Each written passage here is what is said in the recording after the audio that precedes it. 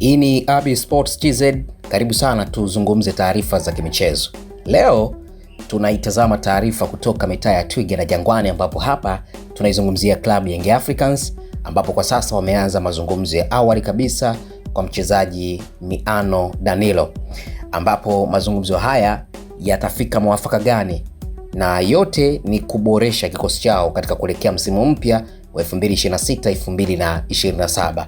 Hii ni Abi Sports. Subscribe kama bado, share video hii hata kwa mashabiki wengine wa Young Africans kufahamu, na wapenzi wa soka like pamoja na kucomment. Sasa klabu ya Young Africans imeripotiwa kuanza kufanya uchunguzi na kuuliza uwezekano wa kumsajili beki wa timu ya taifa ya Tanzania Miano Danilo van der Bos, ikiwa ni sehemu ya mpango wa kuimarisha kikosi chao kuelekea katika mashindano ya ndani na yale ya kimataifa, kwa maana kwamba ligi pamoja na michuano ya CAF Champions League katika msimu unaofuata 2026-2027. Miano Danilo ni miongoni mwa mchezaji mwenye asili ya Tanzania, lakini alizaliwa kule nchini Uholanzi. Beki huyu anayecheza zaidi katika beki wa pembeni, au pia anacheza pia na beki wa kati. Kwa hiyo nafasi za ulinzi anazimudu zote mbili. Anacheza beki ya kulia na beki ya kushoto, kwa maana mbavu za kulia na kushoto, lakini pia anaweza kusimama kama central defender. Na kwa sasa hivi anakipiga katika klabu ya FK Panverdes inayoshiriki ligi kuu ya Luthian, ambayo mpaka sasa anakipiga tangu alivyojiunga mwaka jana, mwaka 2025. Miano ni mchezaji ambaye ana performance ndani ya uwanja, na kama unakumbukumbu vizuri, hata katika kuitwa kwenye kikosi cha timu ya taifa kilichojumuisha timu ya taifa ya kuelekea michuano ya AFCON alikuwepo pia. Ni miongoni mwa mchezaji ambaye pia aliitwa kwenye timu hiyo. So kwangu mimi namuona ni mchezaji ambaye kama Yanga kweli watahitaji kupata saini yake, ni mchezaji ambaye ana exposure, kwa sababu hata soka lake ambalo amecheza zaidi soka la kulipwa Ulaya mpaka sasa. Kwa hiyo amezaliwa kwenye taifa la Uholanzi, cha kwanza, lakini cha pili amejengwa katika misingi ya football tangia yuko mdogo.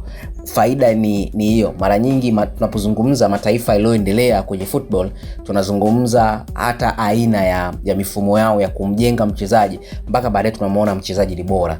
Kwa hiyo wachezaji wengi sana wanaojengwa kwenye misingi hiyo wanakuwa wako katika performance nzuri, na wanapokuja kwenye mataifa yetu ambao na yao kama Tanzania, ambapo kwa sasa hivi tunazidi kukua kwenye uwanda wa mpira wa miguu, tafsiria kwamba anapokuja anaongeza kitu kingine cha ziada ambapo kitakuwa kina msaada hata kwa vijana wengine ambao wanacheza ligi hapa. Kwa hiyo kwa Young Africans, no doubt kwangu wanakuwa na beki ambaye atakuwa na faida ya kuwapa position zote mbili, ambapo kwa misimu hii karibuni sijaona Young Africans wakiwa na beki wa namna hii. Tuliona mtu kama Nabi Gamondi naye akaendeleza kwa namna fulani kuwatumia wachezaji wao kwenye kila eneo. Sasa faida ya timu inatakiwa ina wachezaji wa namna hiyo, wanaweza wakawa viraka, kwa maana kwamba kucheza zaidi ya nafasi moja ndani ya uwanja. Kwa hiyo tunakumbuka Farid Musa mbali na kuwa kwenye eneo la kama winga kiasili, lakini aliwahi kucheza kama beki pia wa kushoto kwa Young Africans kipindi kocha Nabi anaifundisha, na aliperform kweli. Alikuwa cheza mbavu ya kushoto, beki wa kushoto. Unaona ni namna hiyo inakupa faida. Lakini Dickson Job pia na yeye alianza kucheza wakati mwingine pembeni. Hata Gamondi alivyokuja baada ya Nabi kuondoka, hata Gamondi alivyokuja alikuwa anajaribu kumchezesha wakati mwingine inapohitajika. Job alikuwa anatokea upande wa kulia kama beki wa upande wa kulia, lakini nature yake ama asili ndani ya kiwanja ni beki wa kati.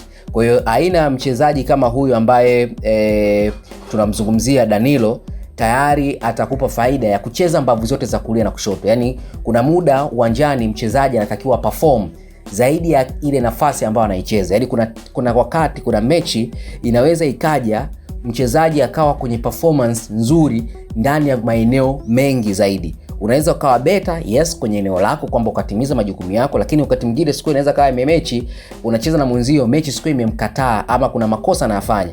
Kwa hiyo akiwa hana uzoefu wa kucheza baadhi ya maeneo, na huo muda unahitajika huyo mchezaji kucheza kwenye hilo eneo, inakuwa kidogo mtihani. Lakini kwa mtu kama Danilo mimi binafsi naona kabisa kwamba ni miongoni mwa mchezaji ambaye kama atakuja kwa Young Africans atakuwa ni msaada mkubwa kwenye ligi ya ndani, lakini pia kwenye michuano ya CAF Champions League ambayo ni michuano utakutana na timu ambazo ni mabingwa kwenye mataifa yao ya Afrika, lakini pia atahitaji watakuwa ni wachezaji ambao wana performance kubwa. Kila klabu utakutana na klabu ambazo hususan unapoanza kuingia hatua ya makundi, maana yake utakutana na klabu ambazo na wao wamewekeza, wanataka kufika katika hatua kubwa. Maana yake lazima pia hata wewe timu yako uwe na wachezaji ambao wana quality kama hiyo.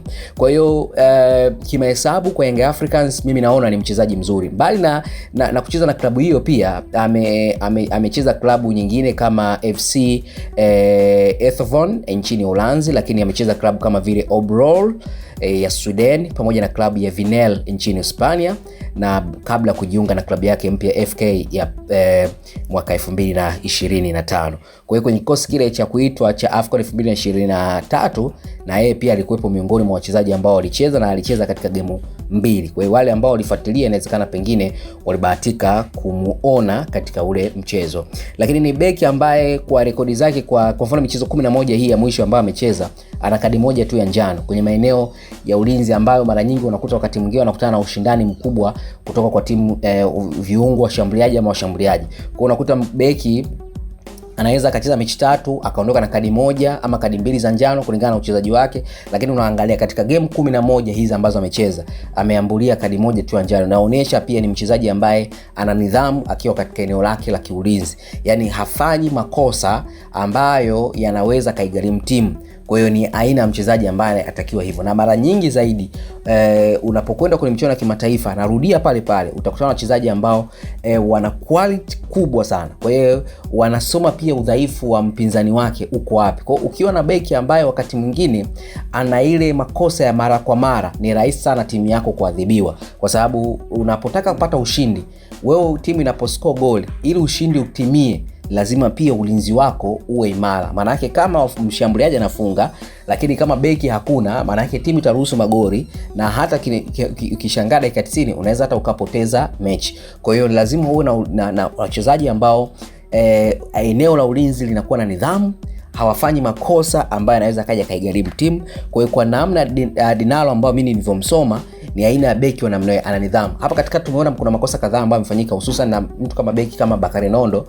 Kuna makosa kadhaa ambayo yamefanyika, wakati mwingine anakuja na igharimu timu, lakini wakati mwingine haigharimu timu moja kwa moja, wanafanikiwa kusawazisha makosa.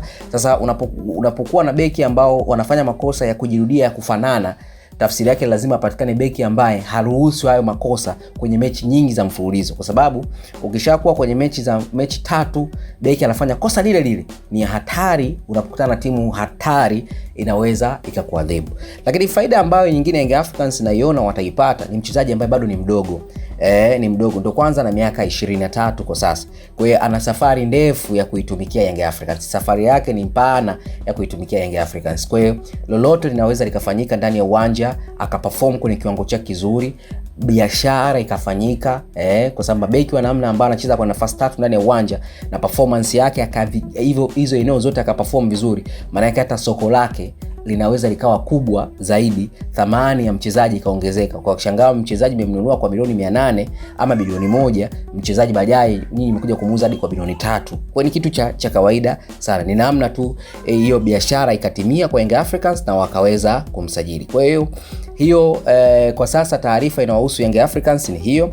Tunasubiri kuona atakuja kusajiliwa kuelekea katika dirisha kubwa la usajili, Miano Danilo van der Bos. Tunasubiri, mwenye asili ya Tanzania ambaye alizaliwa kule nchini Uholanzi. Hii ni Abi Sports, subscribe, share, like pamoja na comment.